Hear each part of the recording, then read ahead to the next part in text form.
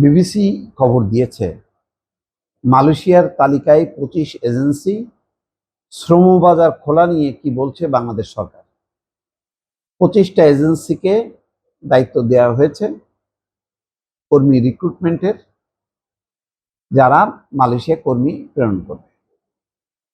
এই ক্ষেত্রে বিতর্ক আছে। কেউ কেউ বলছেন যে এটা আবার আরেকটা নতুন সিন্ডিকেট, আবার কেউ কেউ বলছে যে ভাবে বন্ধ হয়ে আছে শ্রমবাজার, তাতে 25টা রিক্রুটিং এজেন্সি, যাদের উপর মালয়েশিয়ান গভর্নমেন্ট এবং সরকারের নজরদারি থাকবে, তারা যদি কর্মী পাঠায় সমস্যা কি? অর্থাৎ নিয়ম নীতির আলোকে যদি 25টা এজেন্সি পাঠায় তাহলে সমস্যা কি? কিন্তু ওই যে যেহেতু আরো অনেক এজেন্সি আছে, তারা মনে করছে যে তারা বঞ্চিত হচ্ছে, তারা এই সুযোগ থেকে মানে সামহাউ সিন্ডিকেটের কারণে তারা এই সুযোগ থেকে তারা বঞ্চিত হচ্ছে।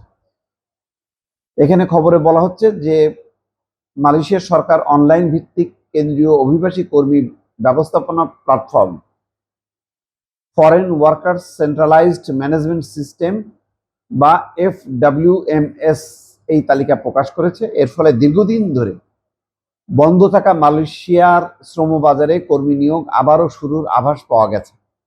তবে রাষ্ট্রীয় মালিকানাধীন একমাত্র জনশক্তি প্রেরণকারী প্রতিষ্ঠান overseas employment and services limited বা BOSL এর মাধ্যমে কর্মী পাঠানোর বিষয়ে বাংলাদেশ সরকারের আগের ঘোষণা অকার্যকর হয়ে গেল কিনা প্রশ্ন উঠেছে। বলা হচ্ছিল যে 60,000 কর্মী যাবে মালয়েশিয়ায়, এটা BOSL এর মাধ্যমে। তাহলে কি BOSL পাঠাচ্ছে না, এই রিক্রুটিং এজেন্সিগুলি পাঠাবে? এটা এখনো পরিষ্কার হয়নি। জনশক্তি রপ্তানির সাথে সংশ্লিষ্টদের অনেকেই রিক্রুটিং এজেন্সির তালিকাকে নতুন সিন্ডিকেট হিসেবে আখ্যায়িত করলেও প্রবাসী কল্যাণমন্ত্রী আরিফুল হক চৌধুরী বিবিসি বাংলাকে বলেছেন, বাংলাদেশের দিক থেকে BOSL-ই কাজটা করবে এবং তাতে সব রিক্রুটিং এজেন্সি কর্মী পাঠানোর সুযোগ পাবে। বিষয়টা পরিষ্কার হলো না। তাহলে 25টা এজেন্সির নাম বলা হলো, আবার বলা হচ্ছে সব এজেন্সি মানে কর্মী পাঠানোর সুযোগ পাবে, কিন্তু কাজটা করবে BOSL। জিনিসটা একটু মানে পরস্পর বিরোধী হয়ে গেল। এদিকে রিক্রুটিং এজেন্সিগুলোর সংগঠন বায়রার সাবেক মহাসচিব আলী হায়দার চৌধুরী বলেছেন, মালয়েশিয়ার শ্রমবাজার চালু নিয়ে আসলে কি হচ্ছে সে সম্পর্কে এখনো কোনো তথ্য তাদের কাছে পৌঁছায়নি। বিষয়টি জানতে সরকারের আনুষ্ঠানিক ঘোষণার অপেক্ষা করছেন।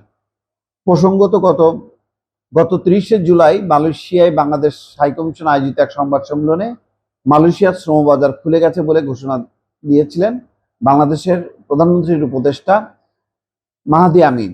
তিনি তখন বলেছিলেন, আগস্ট মাসের শেষ সপ্তাহ থেকে মালয়েশিয়ায় বাংলাদেশি শ্রমিক যাওয়া শুরু করবে। এর আগে 2024 সালে মে মাসের শেষের দিকে বাংলাদেশের জন্য শ্রমবাজার বন্ধ করে দিয়েছিল মালয়েশিয়ার সরকার। এমনকি ওই সময় ছুটিতে আসা অনেকেই মালয়েশিয়ায় কাজে ফেরত যেতে পারেননি। এ ব্যাপারে ডক্টর মোহাম্মদ ইউনূসের অনুরোধে কিছু লোক যেতে পেরেছে, কিছু যায়নি।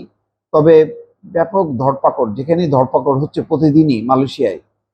আমি কয়েকদিন আগে মালয়েশিয়া গিয়েছিলাম এবং সেখানে দেখেছি, শুনেছি যে বাংলাদেশিদের মধ্যে এক ধরনের আতঙ্ক। মার্কেটগুলোতে একেবারেই বাংলাদেশি কর্মীরা নেই, কারণ তাদের কাজের বৈধতা নেই।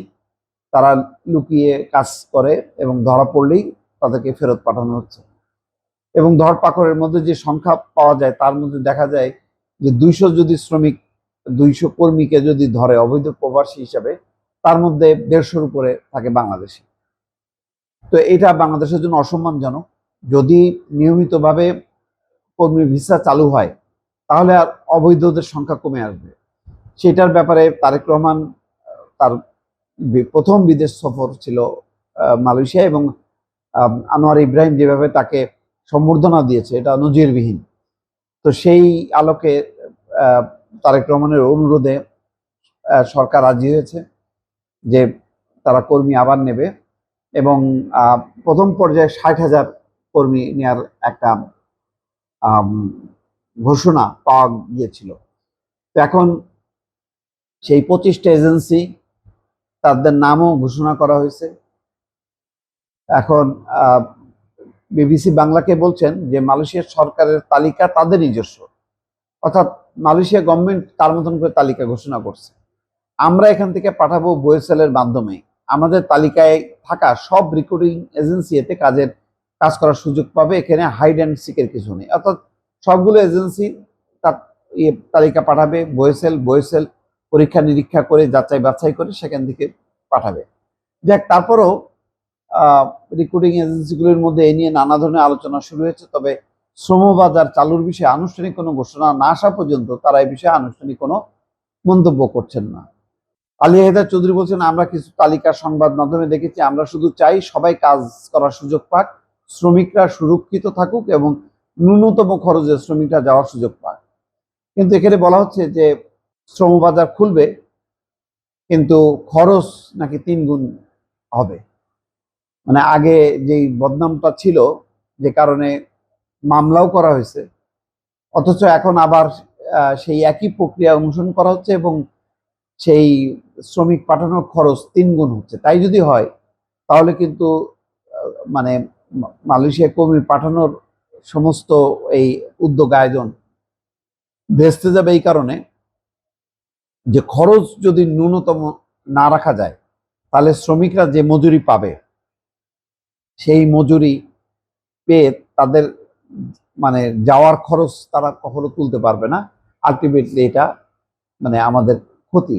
কারণ মানে যে হারে সম্পদ চলে যাবে মালয়েশিয়ার এই মানে কি বলে এই অভিবাসনে কারণে বা শ্রমবাজারে যে পরিমাণ খরচ হবে, সেখান থেকে যদি উল্টা যদি আরো লস হয় তাহলে এটা ক্ষতি হবে। তো সুতরাং সব দিক বিবেচনা করে একটা সুনির্দিষ্ট নীতি ঘোষণা করা উচিত এবং সবচেয়ে যেটা জরুরি দরকার সেটা হলো যে খরচটা ন্যূনতম পর্যায়ে রাখা। এই চ্যালেঞ্জটা সরকার নিতে পারবে কিনা এখন সেটাই দেখার বিষয়।